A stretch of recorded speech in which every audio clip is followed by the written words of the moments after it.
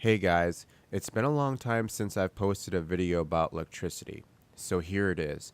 In this video, I'm going to break down the Slayer Exciter circuit into a real easy guide to follow. Now this video is mainly going to cover the circuit, so if you're looking for more information on how to wind the coils and the spec of the coils, then please check out my previous video. All the information is there. Now, I really appreciate all the support and questions on my last Tesla build. Some of you messaged me and said it was a faked video. I assure you it's not. Some of you were mad that I didn't provide a schematic. Well, this video is geared towards beginners, and the picture diagram like the one you're seeing just really helps beginners get into it. And you can go to the description area and there'll be a download link for this diagram as you will need it for this tutorial. Now, some of you asked me about buying a Slayer Exciter kit, and now you can because I've taken the time to put together a minimal kit, which the link is in the description area as well, and you can support me by going to my store and purchasing this kit, which comes with the coils and every component needed except for the battery and the fluorescent light bulb. And the only reason I didn't provide those items is just to keep the cost down for you guys. Of course, I will also provide a material list so you can purchase everything and build it from scratch. All right, so let's just jump on into it.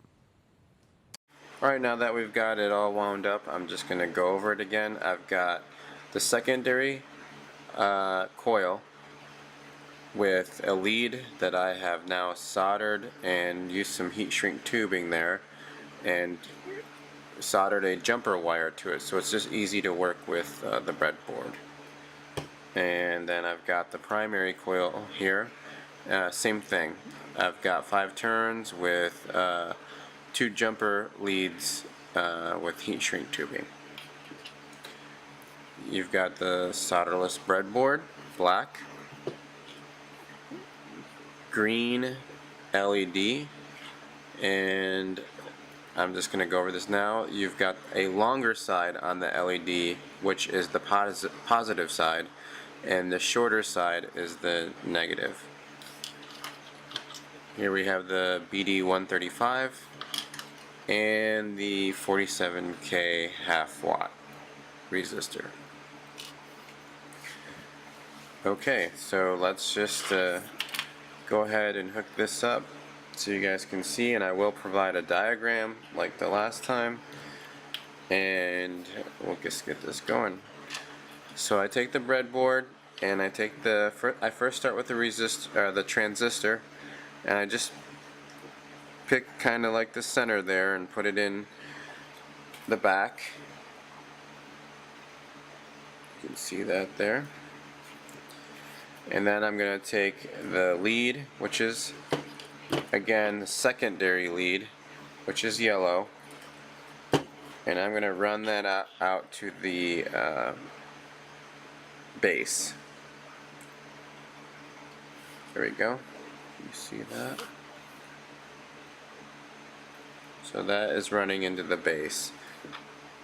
Now we're going to take, this is coming off the primary coil.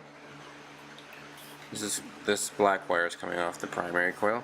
We are going to run that right into the collector, which is the middle pin of the transistor.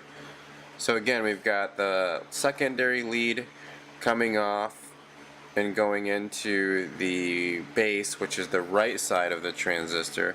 And now we've just connected the primary lead, one of them, that's going into the middle of the transistor pin, the collector. Okay. So now we're going to hook up the LED.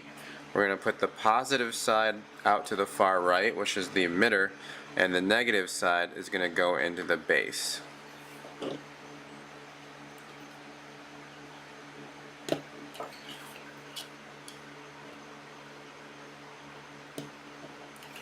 Alright, so maybe you can see that. And now you will, if you get the kit from me, which I will have in my store, you will get this 47K resistor, And I usually clip these wires, and I just make it a little bit shorter, and I have one here already clipped, so I'm just going to do that. And so you're going to hook that up to the base, the right side of the transistor, the far right, which again is that base pin, and we're going to hook that up here, and I'm just going to jump it out. And you can do that anywhere on the solderless breadboard. You can jump it out to anywhere, and it doesn't matter which side you use.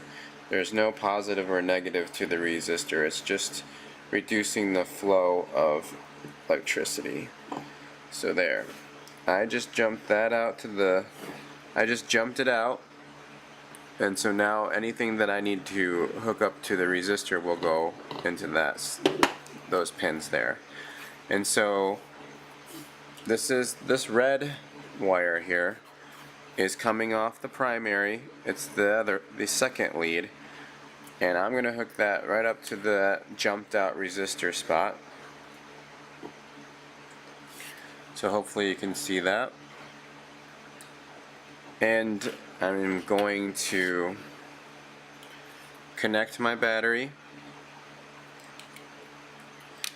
We've got that positive side, which is going to go into that resistor slot, jumped out resistor section.